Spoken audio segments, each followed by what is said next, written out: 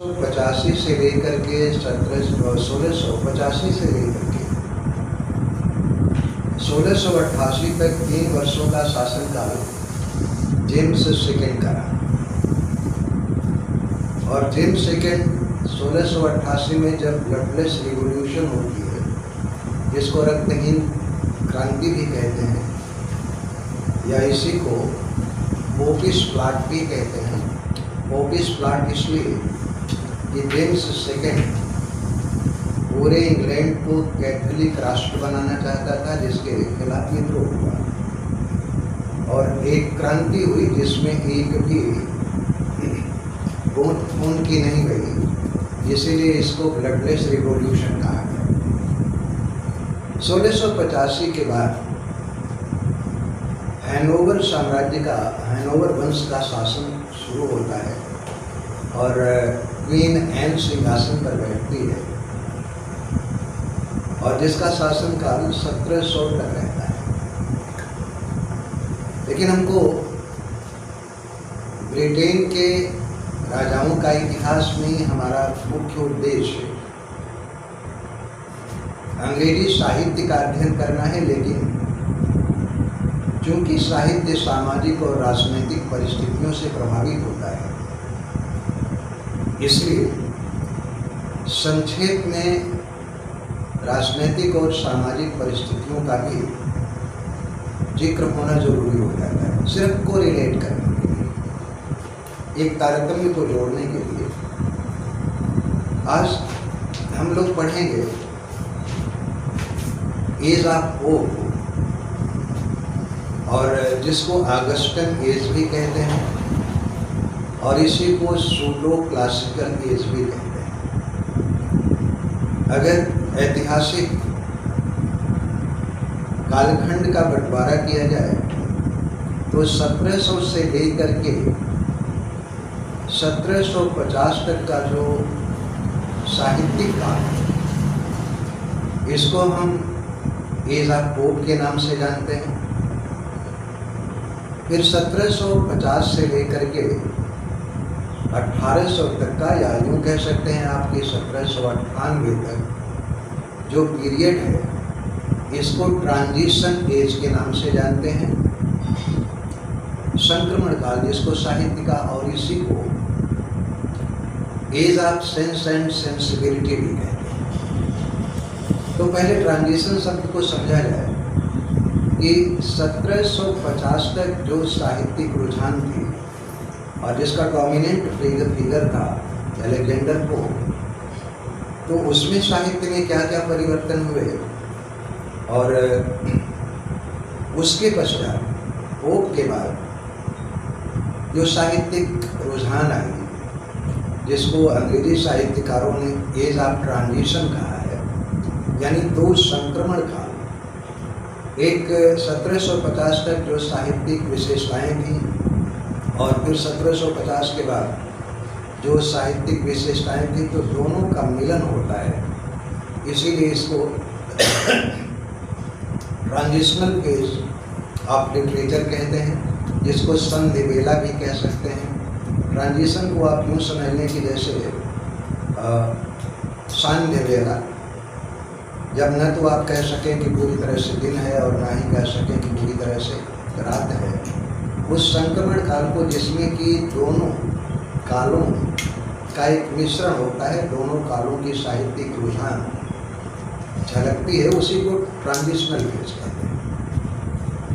और इसको age of sense and sensibility भी कहते हैं। सेंस कहते हैं बुद्धि को और सेंसिबिलिटी कहते हैं संवेदना को। तो जो पोप के दौरान में साहित्य जो पूरी तरह से बौद्धिक था, अब वो धीरे धीरे भावनात्मक होने लगा। तो जिसका डोमिनेंट सेंस एंड सेंसिबिलिटी का जो डोमिनेंट फिगर था, वो डॉक्टर जॉनसन था। तो पोप के बाद हम एडिसन की भी चर्चा करेंगे, स्विफ्ट की भी चर्चा करेंगे, ये तीन, और रिचर्ड स्टील की भी।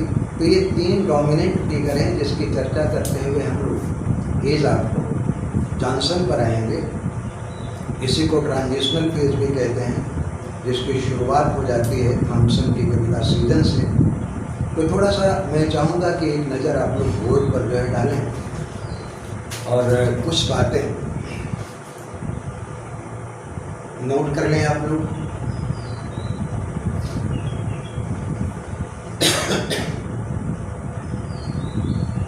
मित्रों, बोर्ड पर आपको नजर आ रहा होगा एज आपको that covers the period from 1700 up to 1798. From 1700 up to 1798, but this period can be divided into two phases. 1700 से लेकर के 1750 तक ये ऑगस्टन एरा और इसी को एजा पोप भी कहते हैं। फिर 1750 से लेकर के 1798 या रफली आप इसको 1800 भी कह सकते हैं, इसको एज ऑफ ट्रांजिशन या age of sense and sensibility भी कहते हैं, जिसकी चर्चा अभी मैंने किया। So with advent of Alexander Pope a new era in English literature ushered का मतलब उभर करके आना या उभारा होना। A new era in English literature ushered, which is known as Augustan era. अंग्रेजी साहित्य में एक नए साहित्यिक काल का उदय होता है, जिसको हम ऑगस्टन एरा के नाम से भी जानते हैं या न्यू क्लासिकल एज के भी नाम से जानते हैं, या फिर इसको सूडो क्लासिकल एज भी कहा जाता है। अब इन तीनों टर्म को मैंने लिख दिया है कि age of Pope is called in the sense that Pope dominated literary area. तो जब भी किसी इतिहास के कालखंड में कोई साहित्यकार जो पूरे साहित्यिक धारा को प्रभावित करता है, तो उसी साहित्यकार के नाम से उस साहित्यिक काल का नाम पड़ जाता है। Since Pope was the dominant literary figure of this age, so this age is also termed as age of Pope. इसको ऑगस्टन एरा भी कह सकते हैं, कहा जाता है। It is called in the sense that literary trend was observed like that of Augustan literature during the reign of Augustus in Rome from 27 BC up to 14 AD. इसको Augustan era भी कहते हैं। ऑगस्टन एरा को आप जानते होंगे कि Augustus या ऑगस्टन वास्तव में जूलियस सीजर का भतीजा था, ऑक्टेवियस सीजर। आप लोगों ने जूलियस सीजर पढ़ा होगा।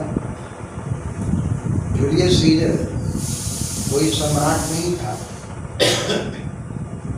रोम का शासन उस समय 21 कंसूल जो है चलाते थे, और 21 कंसूल का मतलब 21 विभाग हुआ करते थे जो पूरे रोमन साम्राज्य के शासन व्यवस्था को देखा करते थे।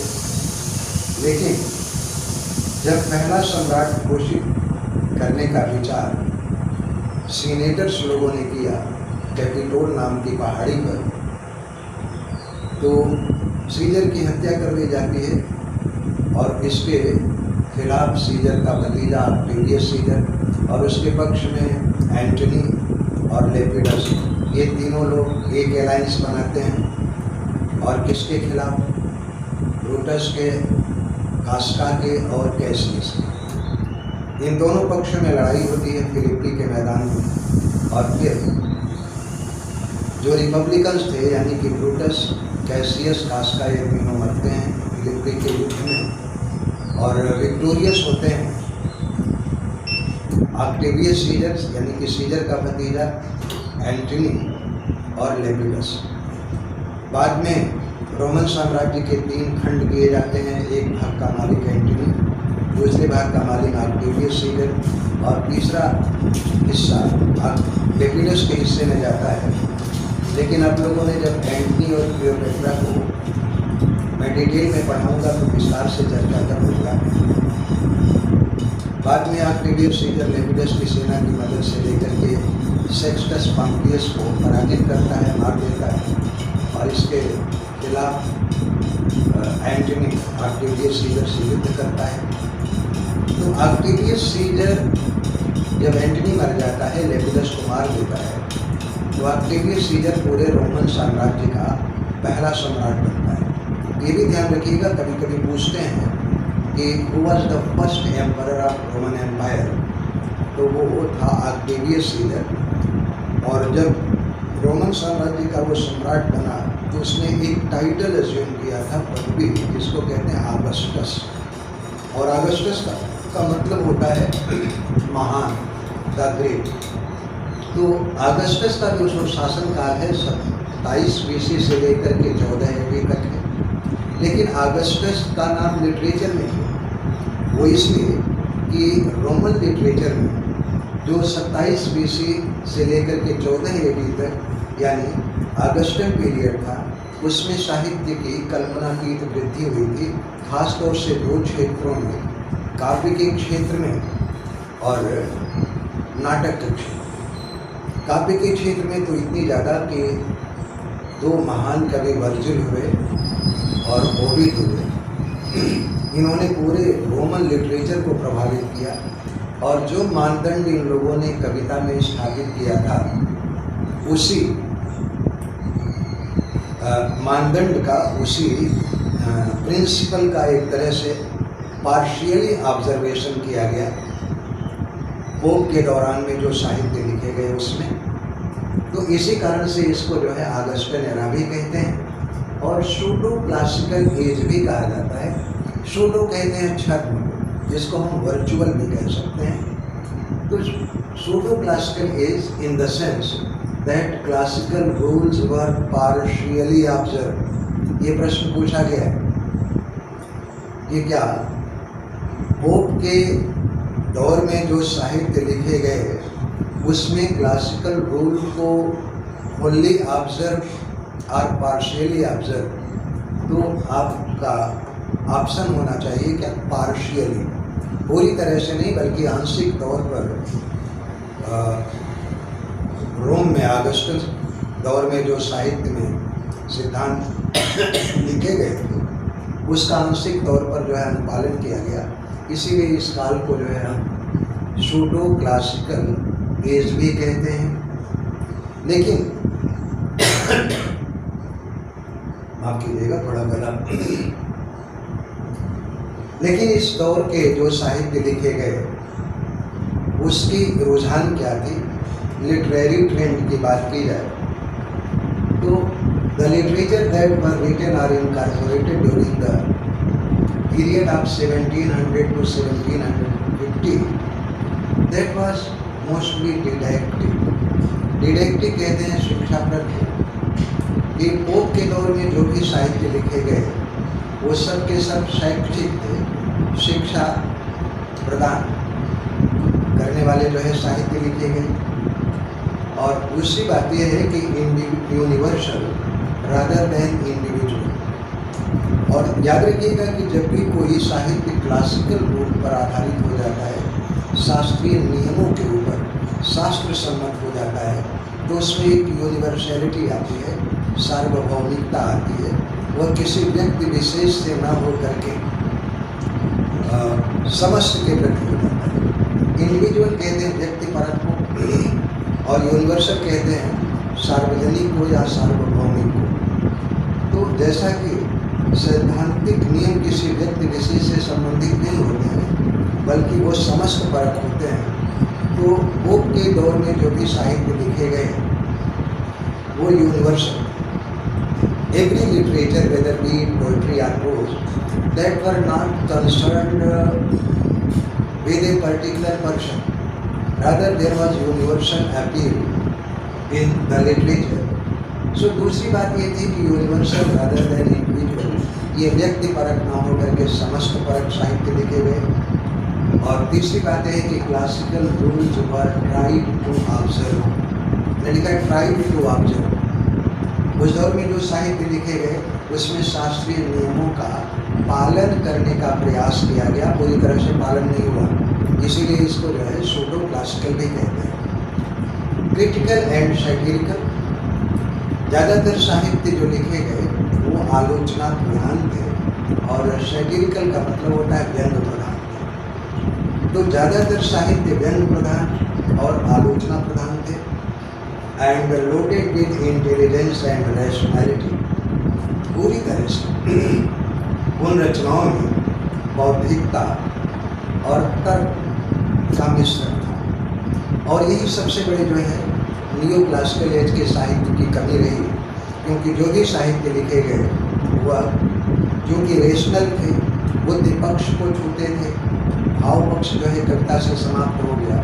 इसीलिए कविता कुछ गिने या पढ़े लिखे एरिस्टोक्रेटिक क्लास तक ही सीमित रह गई, और आम जन से ये कविता दूर होती चली गई। और इसी का धीरे धीरे जो है प्रभाव कहाँ शुरू होता है, 1750 से लेकर के 1798 तक धीरे धीरे बुद्धिवाद को कवियों ने छोड़ना शुरू किया और भाव प्रधान कविताएं लिखी जाने लगी। तो इसी पीरियड को संक्रमण पीरियड भी कहा जाता है। मैं समझता हूँ आप लोगों ने ये नोट कर लिया होगा। तो थोड़ा सा इस दौर के जो है हम महान कवि की जो है वो चर्चा कर लें। चलने तो बेटा उसको चलने। अभी मैंने ये कहा कि क्लासिकल एज का सबसे बड़ा लिटरेरी फिगर था अलेक्जेंडर पोप। तो अलेक्जेंडर पोप की जो है चर्चा आवश्यक हो जाती है। Alexander pope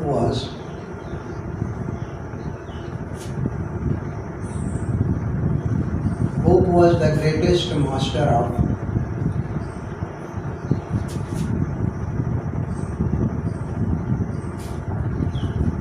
greatest master of classical school of poetry.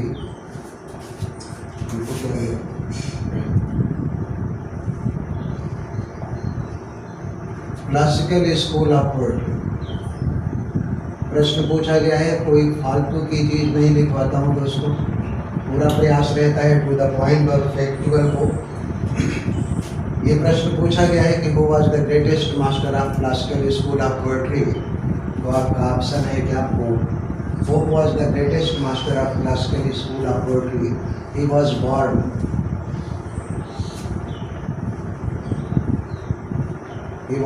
in 1688 and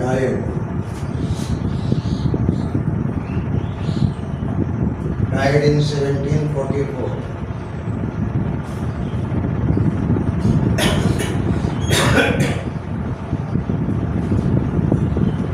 Died in 1744। और यहाँ पर ये ध्यान रखिएगा कि वही 1700 से लेकर के 1750 तक रफली ये पीरियड एज ऑफ पोप के नाम से जाना जाए। His literary career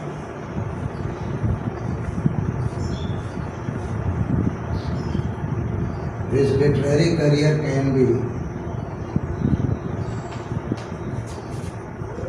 is classified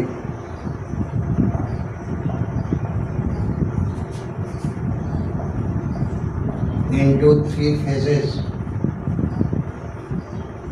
अगर पोप के साहित्यिक जीवन की बात की जाए तो उसका पूरा साहित्यिक जीवन 3 फेज में, 3 चरणों में बांटा गया है। First phase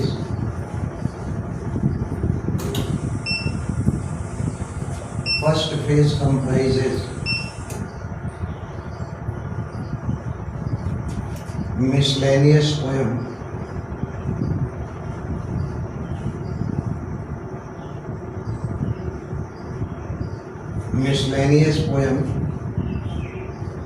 pastorals and critical work, जिसकी चर्चा अभी कर दे रहे हैं। Critical works, pastoral, his पास्टोरल्स।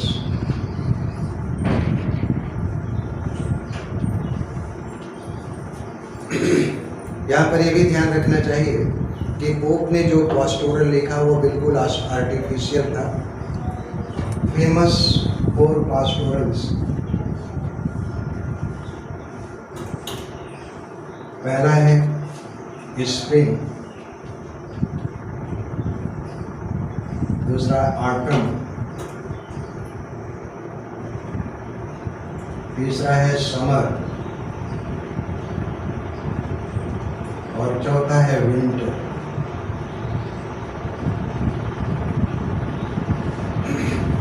ये पहले चरण की रचनाएं हैं जिसको हम पास्टोरल्स कहते हैं, लेकिन these pastorals are imitated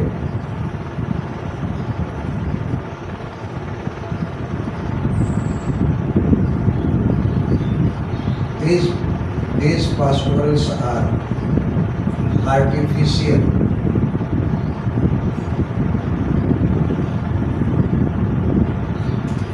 although Pope tried his best to imitate Theocritus and Virgil, but it lacked spontaneity.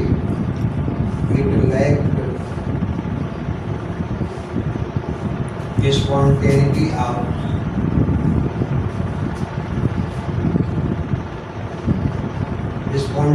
of Theocritus and Virgil. थियोक्रिटस को फादर ऑफ पास्टोरल पोएट्री कहा जाता है और थियोक्रिटस ने जो पास्टोरल लिखे वो क्रूड थे और जिसको सोफिस्टिकेट बनाने का काम, पॉलिश करने का काम वर्जिल ने किया था। तो ये चारों पास्टोरल जो पोप ने लिखे थे वह नकल किया था थियोक्रिटस और वर्जिल की, लेकिन जो स्वाभाविकता थियोक्रिटस और वर्जिल के पास्टोरल्स में है वो पोप के पास्टोरल्स में नहीं है। ऐसा लगता है कि जैसे एक कृत्रिम है और ज़बरदस्ती शब्दों को जो है बिठाया है पोप ने। तो पहले भी पीरियड में उसके पास्टोरल्स जो 4 हैं नोट कर लिए होंगे आप और बिठा दे रहे हैं।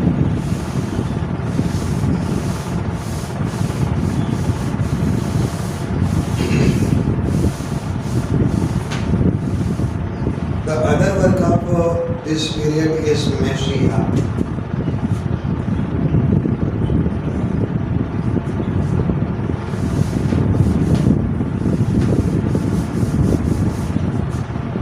Messiah, M-A-S-S-I-A-H, Messiah, जिसको मसीह भी कहते हैं। It contains miracle,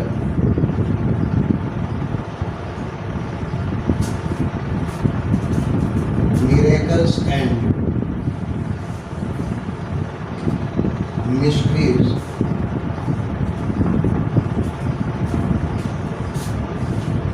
of Christian saints.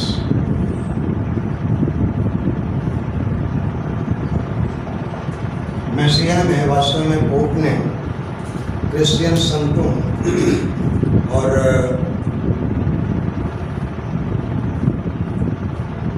उनके चमत्कारों का जिक्र किया है। यहाँ पर एक विशेष बात ध्यान रखना, नोट, इट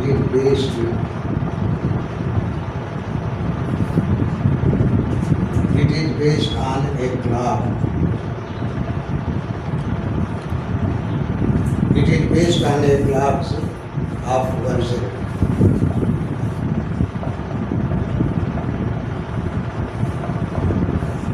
रोमन महाकवि वर्जिल के क्लाउड की एक तरह से नकल है और नेक्स्ट उसका वर्क है Windsor forest.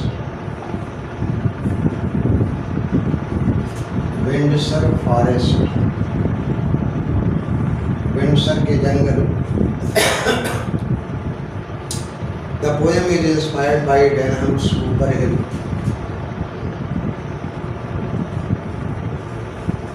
The poem is inspired by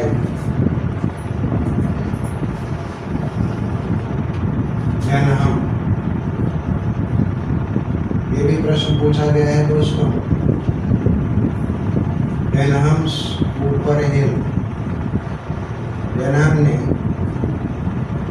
एक पोएम लिखी थी जिसका टाइटल है ऊपर हिल, और उसी की नकल किया है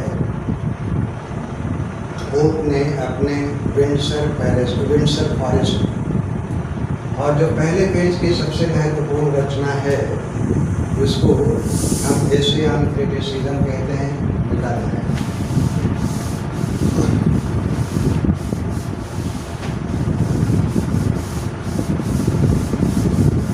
Asian criticism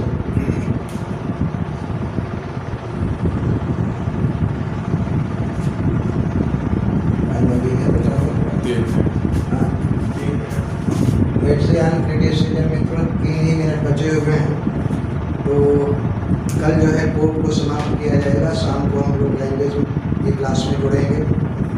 thank you very much. और कुछ नए